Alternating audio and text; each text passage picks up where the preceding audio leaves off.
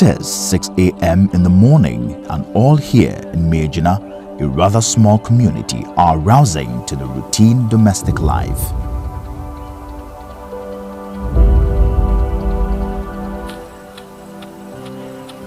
The perpetual life cycle of uncertainty in this community is expected to resume this day, just like all other days.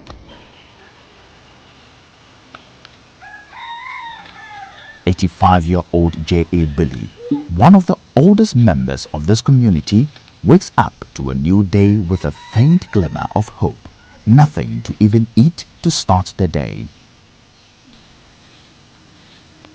According to him, he has had it with the neglect and unfulfilled promises by successive governments, blaming them for their poor standard of living.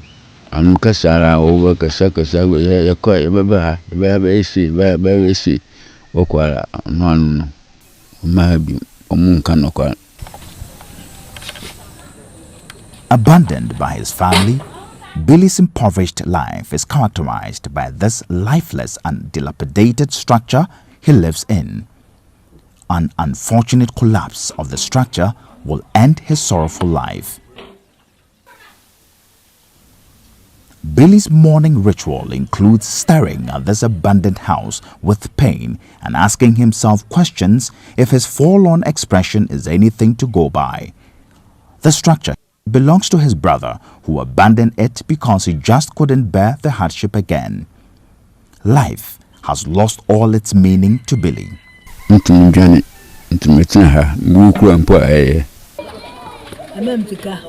The same death wish is on the lips of this octogenarian, whose family abandoned the town due to the abject poverty.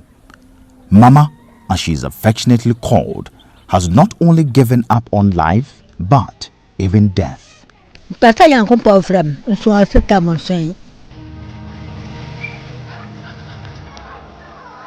A life lived here in Miegyina, the estranged community from the mainland in the Jomro district of the western region, could best be described as primitive.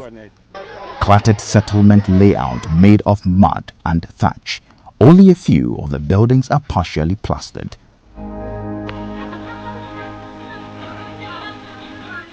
Basic social amenities such as potable water is non-existent.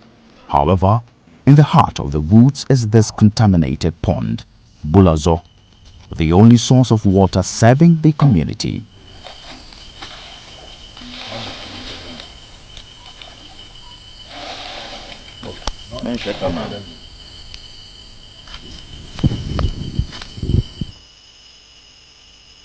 Remember the poem Nightfall in Soweto by Oswald Mshali?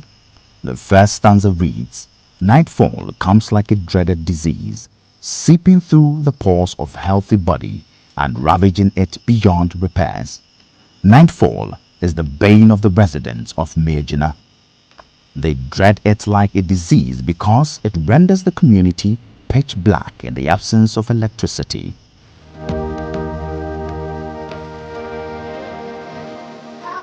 There is also no CHIPS compound. Locals have to journey miles to Benin, the next town, for proper health care.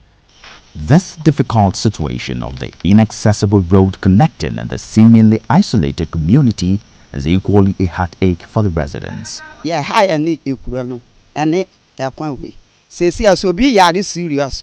Nasi and your muta in the park on the do criminal. Nah, well, and no kind of quite, your point, your bush point. And I don't pony and you're quite near through young console and ye into your shiamwapa. Miegyina has two endpoints, and this route is the community's favorite.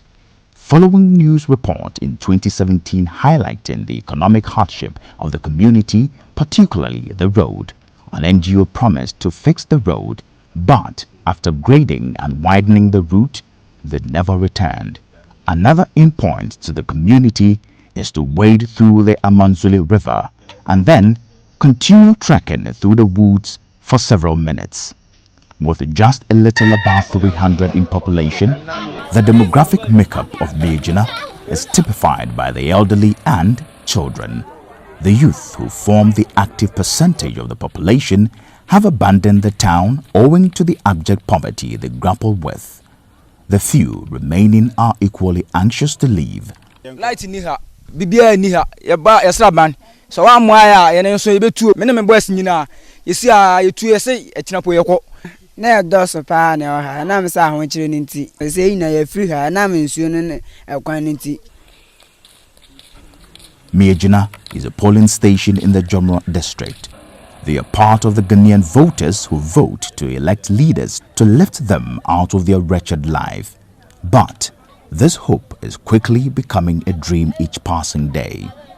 Sub-Chief of Miegyina, Nana Akechi, is frustrated by the situation. Abatro dura umunyina moba. Ninyina yatwa aba. Party bia aba. Okwa no o mebiem. Ye ba kodisi ho MC yakon ho afasini. Enso onfie I MP onso ame reta so ba obeduru benyin wa ma ye twetwe wa ma. GH1 News' report on the unavailability of a school almost 2 years ago roused some modicum of sympathy in a philanthropist to construct the 6-unit classroom block with a teacher's office. Sadly, the project stalled. The district office of the Ghana Education Service also responded to the report by transferring a teacher to the community.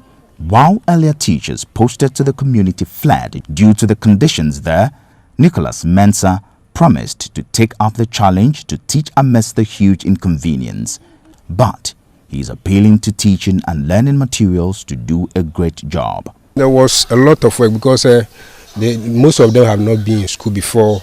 So what I made my mind that everybody those who are in this town, I will start them from KG. So when you go to the school, 8 years, 9 years, 11 years, I started them from KG1, and then we moved to KG2, and then we are now in class 1. For home, I for insect. I for insect. 10-year-old Stephen Ewuza dreams of becoming a nurse. If Nicholas remains in the community and the sorry state of the school is fixed, this might just be possible. But at the moment, Stephen's dream is uncertain as he remains unhappy about the situation.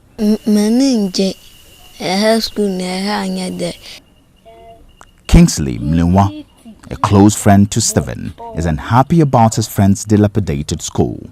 Here is not good, and the school grumble.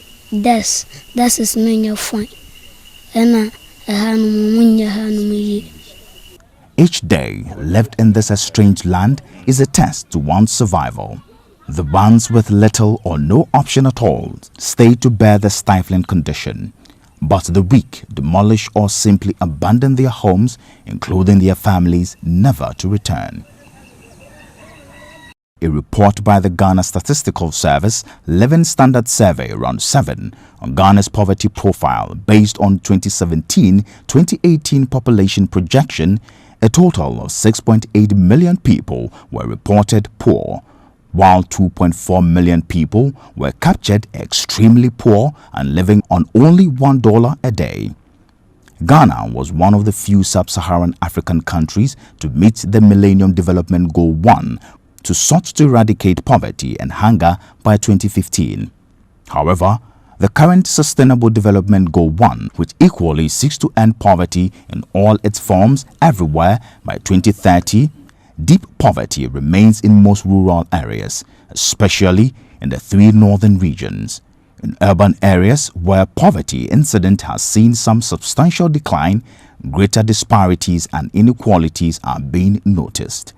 Poverty has many dimensions, but its causes include lack of education, low productivity of work, low income, social exclusion, and high vulnerability of certain populations to disaster and diseases.